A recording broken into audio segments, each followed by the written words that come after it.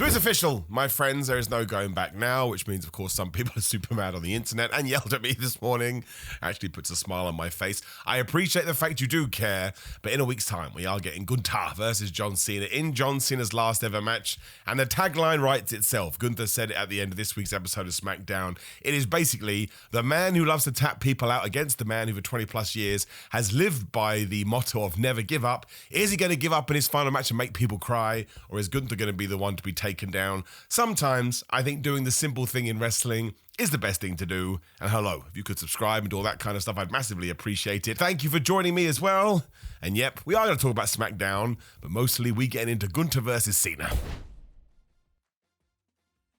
Now, I think the big takeaway from the crazy people that have messaged me, although bless your hearts, is that you wanted somebody like Carmelo Hayes. Now, listen, he took on Ilya Dragunov yesterday. I thought he was brilliant. I think Carmelo is often brilliant. I actually think he's more of a babyface than he is a heel, which is why he may have been miscast when he first did get called up, which is weird, right? Because he was the #1 draft pick. But I am certainly not against Gunther. And we'll address the other criticism. People, I saw one post like this, and it did well on social media, so I guess there is an idea that it could be popular.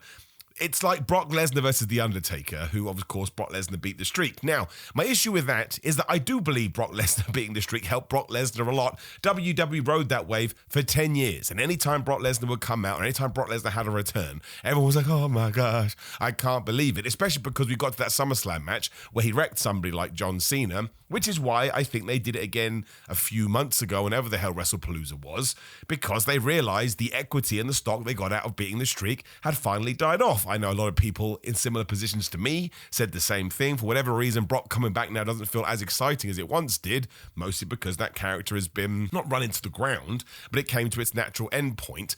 And I just think WWE as a company, and I understand it's new now because it's under different ownership, but you could argue it's more corporate than ever. But it's rare they take somebody who hasn't been established already to some degree before giving them an opportunity like this. Brock Lesnar would be a main one. Even Jey Uso winning the Royal Rumble. Now, I've been a huge advocate for years that a random person should win the Royal Rumble, but Jey Uso was still major over. And if WWE did have different plans, it was actually the fans that made them change direction, which I'm all for. I think it was awesome. But one day, would I have loved Carmelo Hayes to go back to him to have won the Royal Rumble this year? Yes, I would have done, because it tells your audience straight away this is what we're going to do. And while Gunther isn't a typically top guy, he has been a world champion, he won King of the Ring, he's beaten Randy Orton, he retired Goldberg, he has one hell of a resume. So it's going to work one of two ways, right? Either he will beat John Cena, which I don't think he will. We'll talk about that in just 1 second. And he will become this larger-than-life, unbelievable, goated type wrestler that you can use for the next 10 or so years, or however long he wants to do it. Or yeah, John Cena beats him, and then you just draw a line under it. And because Gunther has already been established, it's not going to harm him. I think people are forgetting this. Maybe people just assume that John Cena is going to lose. I think it would have been worse for Carmelo Hayes, or even LA Knight, to go all of that way, because they are essentially mega baby faces, and then lose to John Cena. I think if John Cena is going to be victorious on his final night, he needs to beat, you know, a typical villain, someone like, we don't like you, and we want you to take that guy out and put him in the trash. So don't mind Gunther being the guy at all. I don't even mind if Gunther wins. I really, really don't. If that's what John Cena wants to do, and I presume he'd have a say in this, and we send Gunther off to the moon, great. We need as many stars as possible to be in that main event scene, because it keeps wrestling more interesting. And yes, people go, but he's already 38 years old. I'm not talking about this again. Of course, we have to build the young guys. I put Javon Evans on there. I put Obafemi on there. I'd put Sol Ruka on there, and a bunch of other people I can't remember right now. But as long as I'm enjoying what I'm watching, I don't care if somebody's 64. If they walk out 64 years old, I'm like, oh man, I'm having a great old time, then it's fine. We live in a different world. The world evolves. Wrestling evolves. I don't think it's a massive issue. It's a problem from a business standpoint, but I don't want to get into business standpoints because I'm a wrestling fan and a wrestler myself. But even then, I don't have to worry about finances. But I really enjoyed the Gunther versus LA Knight match. It lacked jeopardy for me, but not in a bad way, just because I presumed that Gunther was going to win. And yet, I think the story writes itself. I don't think we need to overcomplicate these things. But having a dude who literally shouted into the camera, I'm going to make you tap out John Cena. And of course, John Cena, I'm sure when he does eventually retort like, I don't do that, bro, because I've taught 2 generations worth of children that we must never give up. And I think in his total career, John Cena tapped out like 4 times, a maximum of 5. And I believe 2 of them was to Kurt Angle, which you can always get away with because he's Kurt Angle, who also topped out Brock Lesnar, by the way. And I do believe I think it's 2005. I'll push it to 2008 to be conservative, but I think it's 2005. I don't think John Cena ever tapped out since because, again, we led so damn heavily into this never give up. I was going to call it a tagline, but it's not a tagline. It's the way that he lives his life or the way the John Cena character lives his life. And I also think in terms of the kind of match that John Cena should be having on his way out, it really should be Gunther chopping the shit out of him because John Cena plays a great babyface in peril. If you go back to any of his big matches where it is the stereotypical good guy versus bad guy, he spends a lot of that time selling. And I mean that as a huge positive. He gains sympathy from the audience. He understands how to, make it feel like he's fighting from underneath, and you get all these crazy hope spots like, go, John, go. Or during a period there, the men booed him, and the women and children absolutely loved it, but he still gained that reaction. And a huge reason for that was because he knew how to get his ass kicked, and he knew how to kick ass when the time called for it. So I really enjoyed what we did here. I thought it was really, really good. I thought LA Knight hopefully has more in store in 2026, but he's always put in very, very strange positions. But I like Gunther versus Cena. In fact, there's only one real issue I have with this.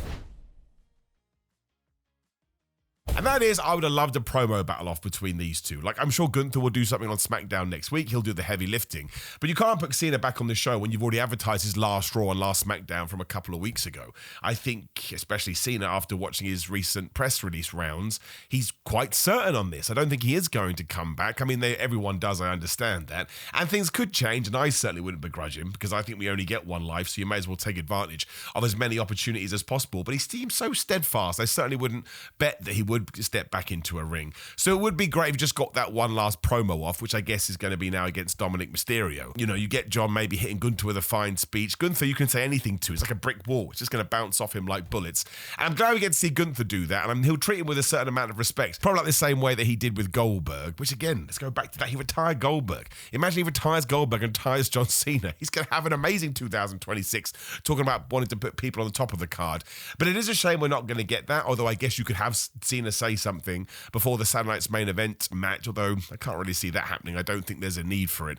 But I think it's going to have atmosphere. And I also think what you've got here, and I think this is what WWE wants from an atmosphere point of view. Where is it going down Washington, right? You're going to have 99.9% of people in that building desperate for John Cena to win. And you're going to have 0.1% of people saying boo, boo earns, who want Gunther to win. So it's going to be an incredible moment all around, in the sense you're just going to have these, I think they've sold about 15,000 tickets. I've sort of made that up. But 15,000 people just desperate for Cena to win. And when Gunther is just at a, controlled pace, because that's how Gunther works, but I like that. I never want all wrestling to be a copy and paste job. It gets so boring so quickly, and that's what Gunther's good at. But he does kind of pick the bones of John Cena, and he stands there and he takes in the jeers. I think it's going to be, and I'm exaggerating, but I think it will head in this direction, a Rock Hogan-esque type kind of a bout, because that was a nostalgia pang, right? People couldn't believe they're seeing Hulk Hogan in a WWF ring again, whereas this one, people would be going like, oh my gosh, this is John Cena's last match, and I'm here. He can't possibly lose, especially not to Gunther. If it was a Carmelo Hayes, I think some people are like, yeah, get him, Carmelo, because then all of a sudden you are going to have an amazing 2026 because you beat John Cena. It's like when you get a massive contract from WWE, even if you don't click or get over us much as they want you to, they're going to keep pushing you because they're paying you a lot of money. And if you beat John Cena, you'll know you're going to be on that wavelength. So maybe that's why it's not good for LA Knight to be there either. I think then you potentially risk having a mixed crowd. The irony of not wanting a mixed crowd for a John Cena match. I don't think that's what WWE wants. I think John Cena would probably agree with this too, but of course he kind of makes out he does whatever he's told. But you want this, what's that word, cacophony?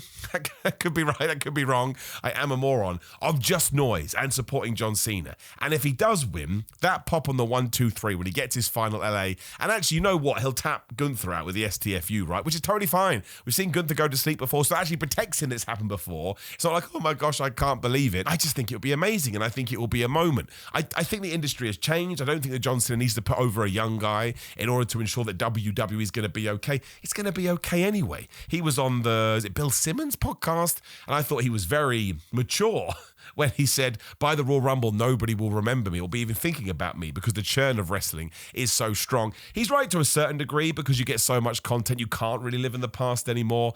But he's John Cena. Even if it's in fits and spurts, we're all going to remember what he did give to the business.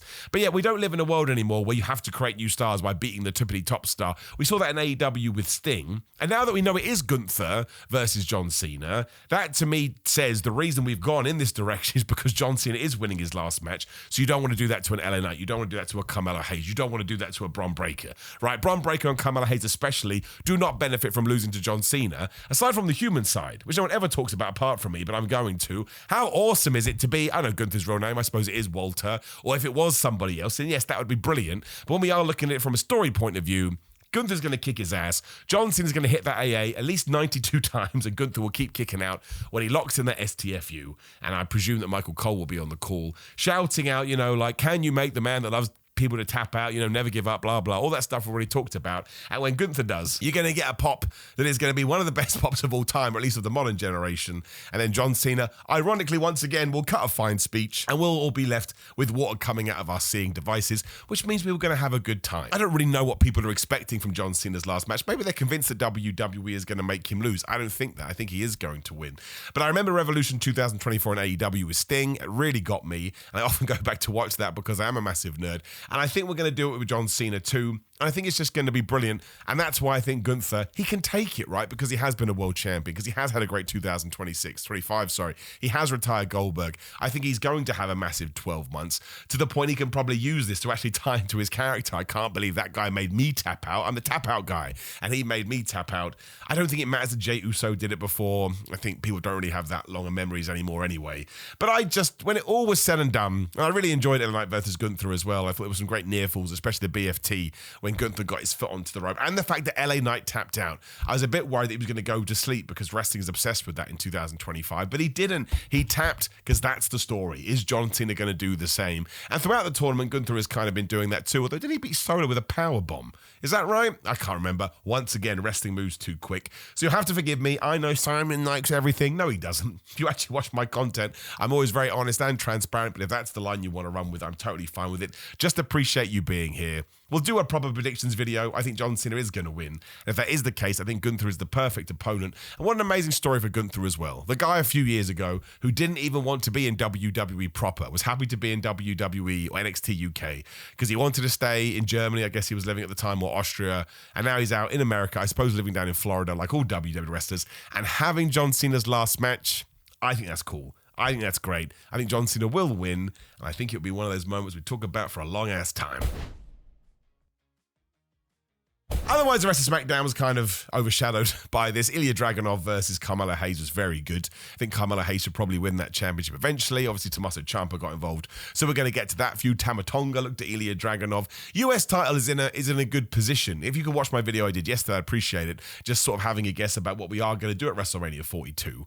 I think you could probably have Ilya hold it all the way through to then and then actually drop it to somebody else there. Because I think then finally that US championship will start feeling like the IC championship, like when Gunther had it. And I think that's the best it has been over the last few years. But all these matches are so damn good. Like, Ilya Dragunov only knows one mode, which is 100% mode, and I'm going to go absolutely crazy. And Carmelo Hayes was with him every step of the way. I wouldn't necessarily call Ilya a babyface. He's not a bad guy, and he's sitting on the good guy side, but he's not like your traditional babyface. I think Carmelo Hayes can fill that role, kind of doubling back down to what we said a few minutes ago. He's got the high-flying moves. I do think he has a connection with the audience. I just think we have to let him cut promos more. I even like the fact that Ciampa was backstage ready to go and accept this open challenge, and Melo just walks by because he's a cool dude, and he's just like, man, I got next or whatever, and he strolled to the ring, and he got screwed over too. I massively appreciated that. He couldn't even get on the show a couple of months ago, and now WWE was actually going, well, no, we need to make sure Carmelo sort of has his moment in the sun.